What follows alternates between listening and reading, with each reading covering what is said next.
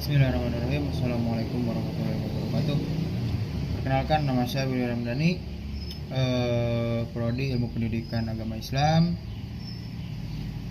Saya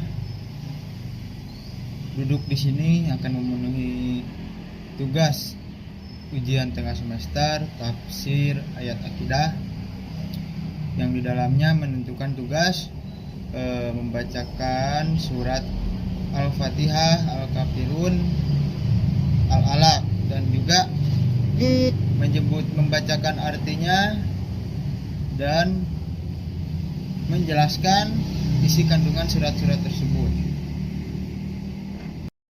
Ya, lanjut ke pembacaan surat Al-Fatihah dulu. A'udzu billahi minasy syaithanir rajim. Bismillahirrahmanirrahim.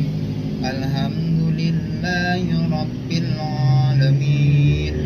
Ar-Rahmanir-Rahim. Maliki yaumiddin. Iyyaka na'budu wa iyyaka nasta'in. Ihdinas siratal mustaqim. Siratal ladzina an'amta 'alaihim ghairil maghdubi 'alaihim waladdallin.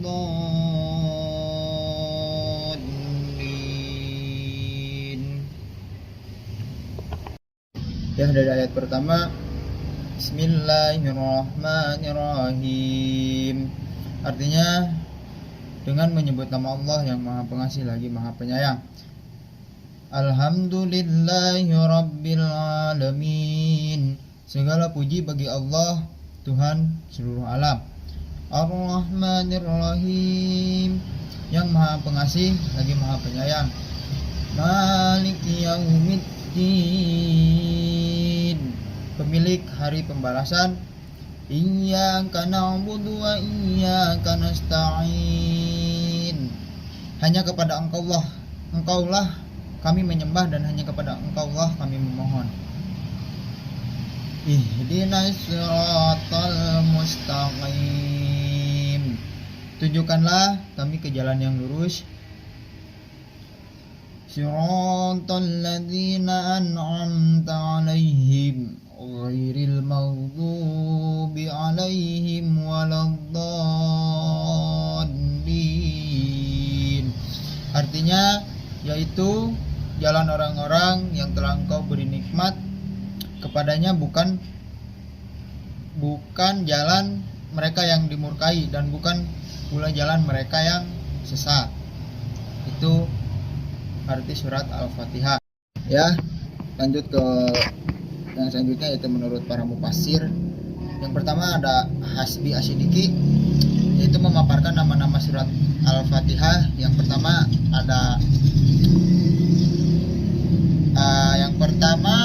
ada Umul Kitab, terus Umul Quran, terus Sabul Natsi, terus Al-Ash, terus Fatihat, Al-Kitab, dan juga Umul Quran.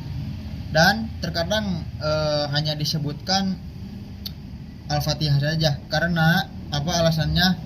Tentu bisa menjadi kependekan dari Fatihatul Kitab, dan boleh jadi juga menjadi nama baru gitu.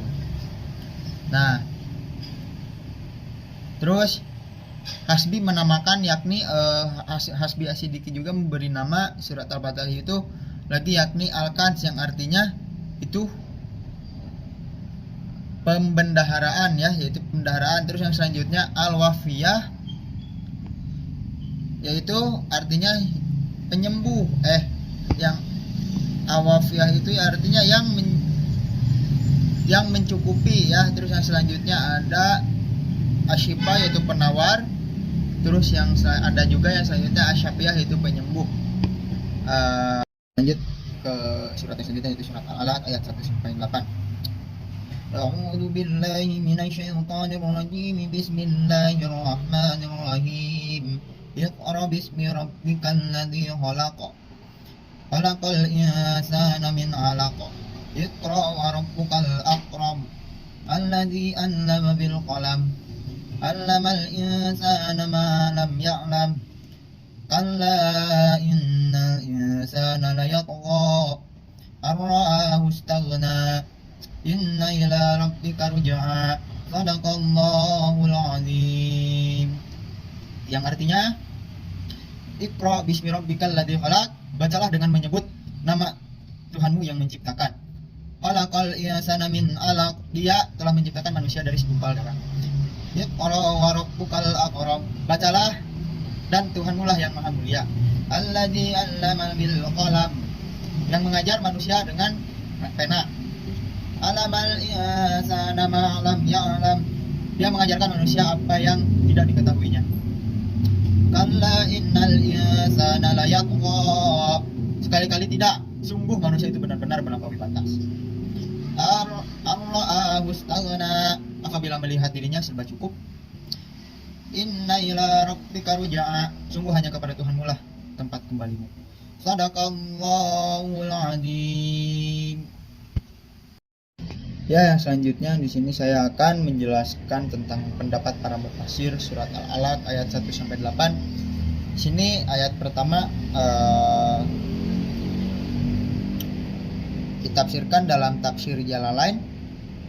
Diketahui bahwa maksud membaca ialah memulai membaca dengan menyebut nama Allah gitu ya. Maka seluruh makhluk, lebih lanjut Quraish Shihab menjelaskan bahwa dalam surat ini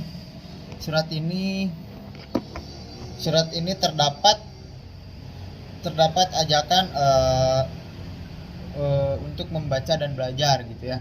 Jadi di dalam surat Al-Alaq ayat pertama itu penafsirannya dalam kitab Jalalain itu yaitu mengajak dan juga mengajak belajar untuk bisa membaca gitu ya, karena di ayat pertama itu Iqra itu apa? Membaca gitu ya. Terus yang selanjutnya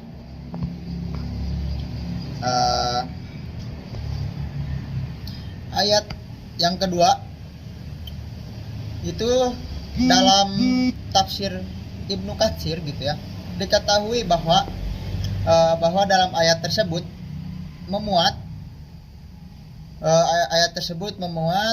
peringatan mengenai pemulaan penciptaan manusia dari segumpal darah, dan bahwasannya di antaranya kemurahan Allah Subhanahu wa taala adalah mengajarkan pada manusia apa yang tidak diketahuinya. Jadi manusia itu diciptakan dalam segumpal darah gitu ya, bukan diciptakan penciptaan manusia itu dari segumpal darah, dan Allah juga mengajarkan apa yang belum diketahui oleh manusia gitu ya, dari penafsiran ayat kedua ini. Nah, dengan demikian Allah juga memuliakan dengan ilmunya gitu. Di dalam ayat itu mengandung peringatan tentang awal penciptaan manusia dari segumpal darah. Nah, di ayat yang kedua ini juga mengandung peringatan penciptaan manusia dari segumpal darah gitu ya. Lanjut, menurut ayat ketiga di sini dijelaskan Allah meminta manusia membaca lagi yang mengandung arti bahwa membaca yang akan membuahkan ilmu dan iman itu perlu dilakukan berkali-kali. Jadi di sini tuh Allah memerintahkan manusia untuk membaca, karena dengan membaca itu akan membuahkan sebuah ilmu gitu dan iman gitu ya. Nah, di dalam ayat ketiga ini diperintahkan membacanya sebanyak 2 kali gitu. Nah, terus yang lanjut, terkadang ilmu itu berada di dalam akal pikiran, terkadang juga terkadang juga terkadang juga ada di dalam lisan gitu. Berarti ilmu itu kadang ada di dalam pikiran, kadang juga ada di dalam lisan gitu ya. Nah, gitu ya. Lanjut ke tafsiran ayat keempat dan juga 5. Nah, di sini sama menurut kitab Ibnu Katsir menafsirkan ayat pertama surat Al-Alaq. Ayat pertama surat Al-Alaq sudah menjelaskan sebagai berikut gitu ya. Sudah menjelaskan beberapa penjelasan gitu. Ada juga di ayat pertama itu menjelaskan tentang diperintahkannya membaca gitu. Nah, di sini di ayat keempat dan kelima ini, di antara kemuliaan dan Quran Allah Subhanahu wa taala adalah Dia mengajarkan manusia apa yang tidak diketahuinya. Nah, dia memuliakan manusia dengan ilmu. Ilmu itu adalah kemuliaan dan kelebihan khusus bagi manusia yang tidak dimiliki oleh malaikat. Nah, di dalam penafsiran ayat 4 dan 5 ini menafsirkan Allah itu mengajarkan apa yang tidak diketahui oleh manusia gitu ya. Jadi Allah itu mengajarkan ya itu yang seperti kita tidak tahu sama Allah diajarkan kayak gitu. Dan juga Allah juga mengajarkan tentang kemuliaan ilmu dan juga kelebihan bagi manusia gitu.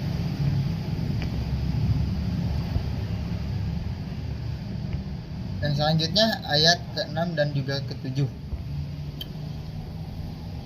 Nah, Allah menyesali manusia karena banyak yang mereka cenderung lupa diri sehingga melakukan tindakan-tindakan yang melampaui batas gitu, yaitu kafir kepada Allah. Berarti di ayat ke-6 dan ke-7 ini menafsirkan orang-orang yang telah melupakan Allah dan yang telah melupakan Allah, karena kita tidak boleh melupakan Allah dengan begitu saja gitu, karena Allah wajib kita imani gitu ya. Karena siapa lagi yang mau kita imani selain Allah. Lanjut ke ayat 8. Itu menurut Ibnu Katsir menafsirkan sebagai berikut, yaitu Ibnu Katsir menafsirkan maksudnya kepada Allah tempat kembali dan akan menghisabmu tentang hartamu dan mana kamu kumpulkan, sebagaimana kamu kumpulkan dan untuk apa kamu gunakan. Kemudian ia menambahkan penafsiran dengan riwayat hadis. Nah, di sini Allah itu di dalam ayat 8 itu, kepada siapa kita kembali, maka kita kembali kepada Allah Subhanahu wa taala. Maka apa yang telah kita punya, walau harta, tahta ataupun apa, itu akan kembali kepada Allah Subhanahu wa taala. Harta tidak akan dibawa mati gitu ya. Karena harta tidak akan dibawa mati. Dan kita akan kembali kepada Allah Subhanahu wa taala. Nah, gitu ya. Yang selanjutnya itu kandungan surat Al-Alaq. Secara bahasa berasal dari kata al-aqdu, artinya mengikuti sesuatu. Saya mengikuti seperti itu. Maksudnya terus akidah berarti keyakinan gitu. Berarti keyakinan yang diyakini oleh orang yang beragama. Akidah hasanah artinya adalah akidah yang selamat dari keraguan. Akidah adalah perbuatan hati. Dalam hal itu yaitu keimanan hati kepada sesuatu yang hati membenarkannya. Sedangkan akidah secara syar'i adalah iman kepada Allah, kepada malaikat-malaikatnya, kepada kitab-kitabnya, rasul-rasulnya, dan kepada hari akhir, dan iman kepada qada dan qadar. Ini semua dinamakan rukun iman gitu ya. Itu isi kandungan surat Al-Alaq ya. Mungkin dari saya cukup sekian. Apabila ada kesalahan atau salah kata atau banyak salah juga dari dalam cara ucap membacanya, mohon dimaafkan karena di sini saya belajar. Wabillahi taufiq wal hidayah. Assalamualaikum warahmatullahi wabarakatuh. Selanjutnya itu surat Al-Kafirun. A'udzu billahi minasy syaithanir rajim. Bismillahirrahmanirrahim. Qul ya ayyuhal kafirun la a'budu ma ta'budun wa la antum 'abiduna ma a'bud wa la ana 'abidu ma abadtum wa la antum 'abiduna ma a'bud lakum dinukum waliyadin.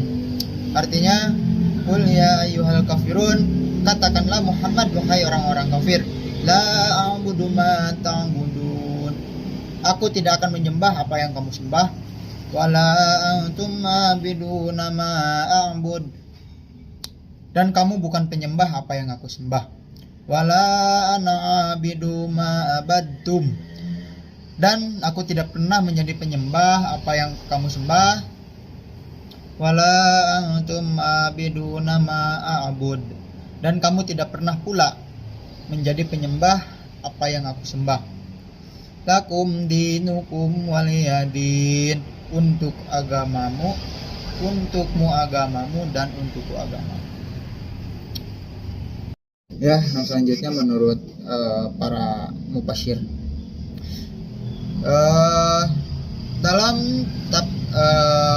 dalam menurut Prof. Dr. Hamka, dalam tafsirannya Al-Azhar, ia mengatakan bahwa tentang isinya kandungan ayat 1 sampai 5 sama dengan penjelasannya yang ditemukan oleh Muhammad Abduh. Artinya, di antara tauhid sesekali tidaklah dapat dikompromikan atau dicampurkan dengan syirik. Tauhid kalau telah didamaikan dengan syirik artinya kemenangan syirik. Terus menurut Muhammad Hasbi Asyidiki, bahwa dalam surat ini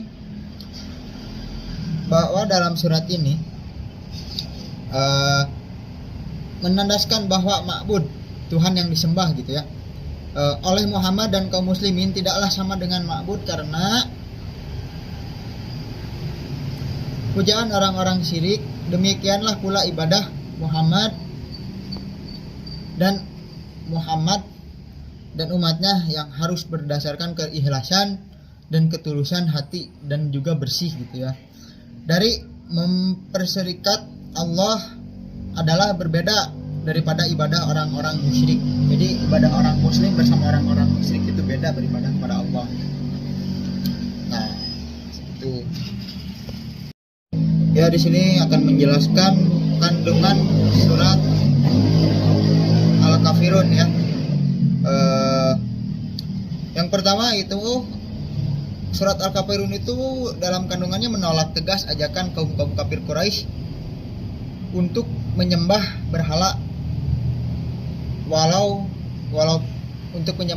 walaupun sesat dan juga dengan tujuan apapun. Kaum Islam menolak ajakan kaum Quraisy. Terus yang selanjutnya ada mengajarkan toleransi untuk tidak memaksa orang lain dalam akidah dan beribadah gitu ya. Terus yang selanjutnya berlepas diri dari kesyirikan dan para pelakunya gitu. Jadi melepaskan diri dari orang-orang syirik dan juga pelakunya. Terus orang kafir menginginkan bahwasannya seorang muslim lunak. Jadi orang kafir itu menginginkan orang-orang muslim itu lembek gitu ya, lemah gitu, jangan lemah ya. Kita sebagai orang muslim jangan lemah, kita harus kuat. Terus Allah menjaga Nabi Muhammad agar tidak jauh kepada ibadah orang kafir. agar tidak jatuh beribadah kepada orang kafir. Jadi Allah itu menjaga Nabi Muhammad agar tidak jatuh kepada ibadah orang kafir. Ya, mungkin cukup sekian pemaparan dari saya. Mohon maaf bila ada kesalahan, salah pembacaan dalam surat-suratnya, ayat-ayatnya, atau dalam penjelasannya, karena di sini saya masih belajar. Karena kesempurnaan itu datang dari Allah, kesalahan itu datang dari diri saya sendiri. Wabillahi taufiq wal hidayah. Wassalamualaikum warahmatullahi wabarakatuh.